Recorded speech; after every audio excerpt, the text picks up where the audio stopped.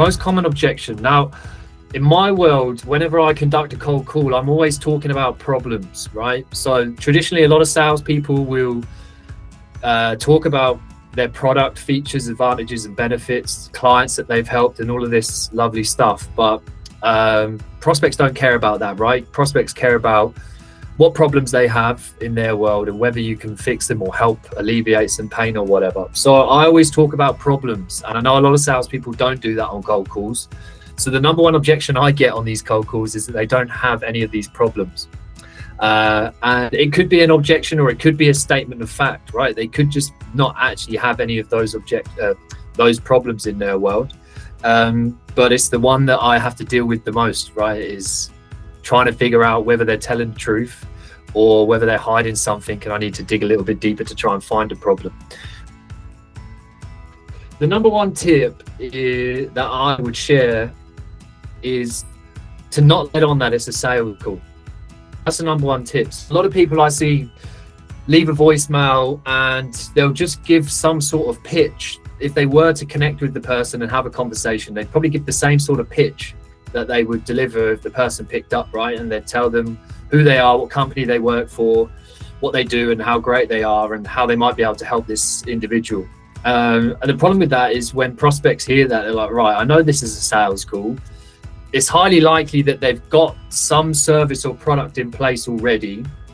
So it doesn't really distinguish from how they might be able to help them or their competition, right? So what prospect is going to call that person back? Very, very few. So what I would do is don't mention it's a sales call, and try and leave some curiosity for the prospect. So I use a voicemail cutoff whereby I'll basically just say, hey, this is Callum. The reason for the call is I was speaking to a colleague of mine the other day, and then I'll hang up at that point, but I'll hang up mid-sentence. So the prospect hears it and they're like, right, who's this Callum? He was speaking to a colleague the other day. What's the rest of the message?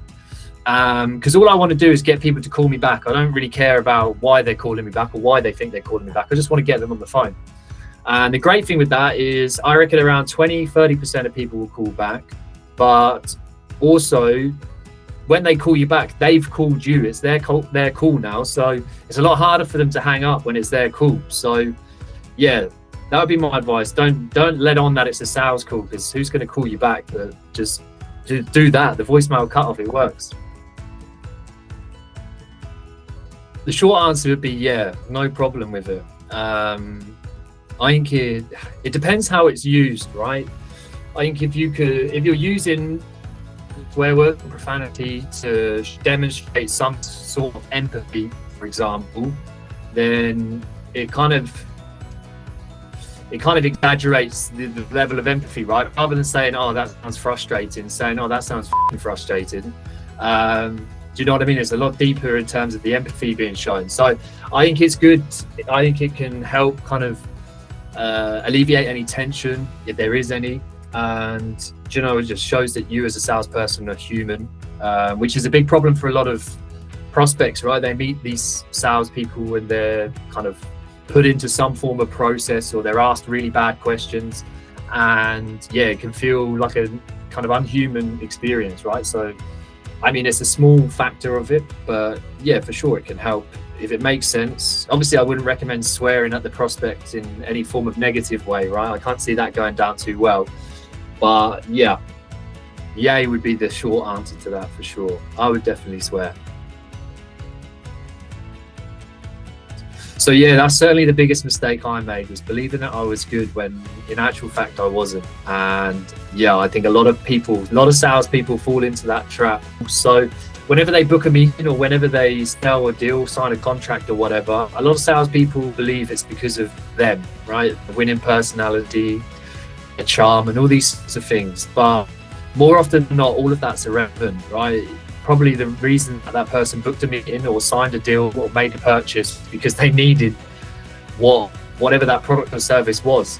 So it's understanding that as salespeople, we're insignificant, and it's not about us, it's about the prospect, right? And you want to be successful at sales, you've got to kind of get out of your own way and try and help the prospect see that whatever product or service you have, whatever problems that product or service fixes, that the prospect might be better off purchasing this, right? That's literally what sales and prospecting is.